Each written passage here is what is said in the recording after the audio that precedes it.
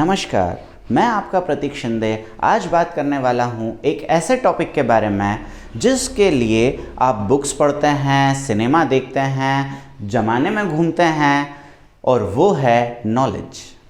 तो क्या है ये नॉलेज? नॉलेज में सबसे इम्पॉर्टेंट चीज़ ये होती है कि नॉलेज अगर आपने गेन कर भी लिया तो वो सिर्फ एक पोटेंशियल पावर है। जब तक आप उसको एक्शन में नहीं कन्वर्ट करेंगे तब तक वो काइनेटिक एनर्जी में कन्वर्ट नहीं होगी, और जब तक काइनेटिक एनर्जी में कन्वर्ट नहीं होगी तब तक आपका वो जो व्हील है लाइफ की वो चला नहीं पाएगी, और जब तक लाइफ नहीं चला पाएगी तब तक उस नॉलेज का मतलब क्या? आपके पास बहुत नॉलेज आपने ले लिया, बहुत बुक्स पढ़ ली, बहुत आपने इधर उधर से ज्ञान एकत्रित कर लिया और अपने माइंड में रख लिया, और जब अप्लाई करने की बारी आई तो आप अप्लाई कर ही नहीं पाए। तो ऐसे ज्ञान का क्या मतलब? तो इसलिए सबसे इम्पॉर्टेंट चीज़ जो रिच और पुअर लोगों की माइंडसेट को डिफाइन करती हैं, अच्छा वो ऐसा सोचते हैं कि जब भी आप उनसे पूछेंगे, कुछ समझाएंगे, तो वो बोलेंगे भाई तू रहने दे, हमको बहुत पता है, तेरी तो उम्र ही नहीं है जितनी हमको सिखा ले तू। तो हमेशा उनका जो एक्वायरिंग माइंड रहता है वो हमेशा भरा हुआ रहता है और वो कुछ और डालना ही नहीं चाहते। तो एक्शन तो बहुत दूर की बात है। और वहीं रिच माइंडसेट वाले जो लोग होते हैं वो हमेशा क्या कोशिश करते हैं, हर चीज़ को एक्वायर करते हैं और अगले ही दिन, अगले ही पल पर उसको एक्शन में कन्वर्ट कर देते हैं, जिसके कारण उनकी ग्रोथ बहुत एक्सपोनेंशियली होती है। और जबकि वो पुअर माइंडसेट वाला आदमी हमेशा वहीं रह जाता है क्योंकि वो कुछ सीखना भी नहीं चाहता, ना अप्लाई करना चाहता है।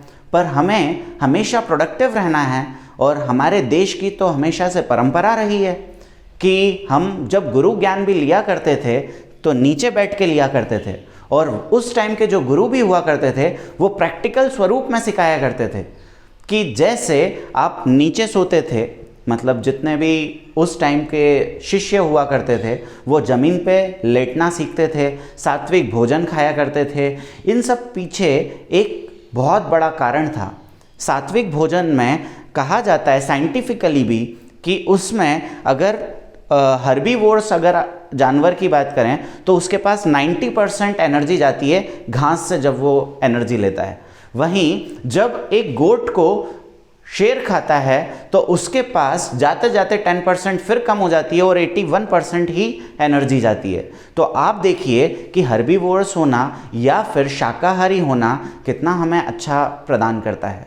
और इसीलिए हमें ज़्यादा अगर एनर्जी चाहिए तो हमें थोड़ा बहुत ये सब चीज़ों पर ध्यान देना चाहिए, क्योंकि अगर हमारी खाने की हैबिट अच्छी हो जाएगी तो हमारा माइंडसेट भी अच्छा होगा, हमारे पास एनर्जी भी ज़्यादा रहेगी और हम ज़्यादा प्रोडक्टिव हो पाएंगे और ज़्यादा मेहनत करके ज़्यादा अचीव कर पाएंगे। और इसीलिए ये बहुत इम्पॉर्टेंट हो जाता है कि हम अपने खाने को भी लिमिटेड रखें। ऐसा नहीं कि आज मिल गया चलो आन दो रे भाई, बहुत सारा आन दो, तो ऐसा ना हो जाए, क्योंकि अगर ऐसा होगा तो कहीं ना कहीं फिर अपच की परेशानी और फिर वापस तबीयत खराब और फिर इनडाइजेशन की वजह से आप फिर वापस बार बार डॉक्टरों के पास जाया करेंगे। तो ये हमेशा प्रॉब्लम बनी रहेगी।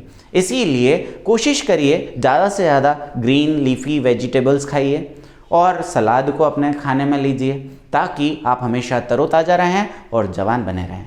अब इसके आगे अगर मैं बात करूं नेक्स्ट हैबिट की, तो अपनी लाइफ में थोड़ा बहुत डिसिप्लिन लाइए, क्योंकि हमारी तो गुरु परंपरा में ही हमको डिसिप्लिन या अनुशासन सिखाया जाता है, जहां पर रोज़ सुबह उठना, और जो लोग सूर्य को जगाते हैं वो लोग ही अपना फ्यूचर बनाते हैं।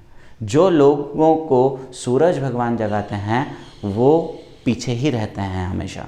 इसलिए कोशिश करिए कि लाइफ के अंदर सूर्य भगवान से पहले खुद उठना चालू करिए और फिर देखिए मिरेकल, जिसके कारण आप हर चीज़ अचीव कर पाएंगे जो आज तक आपने सोची भी नहीं होगी। होप करता हूँ ये जानकारियाँ आपको अच्छी लगी होंगी।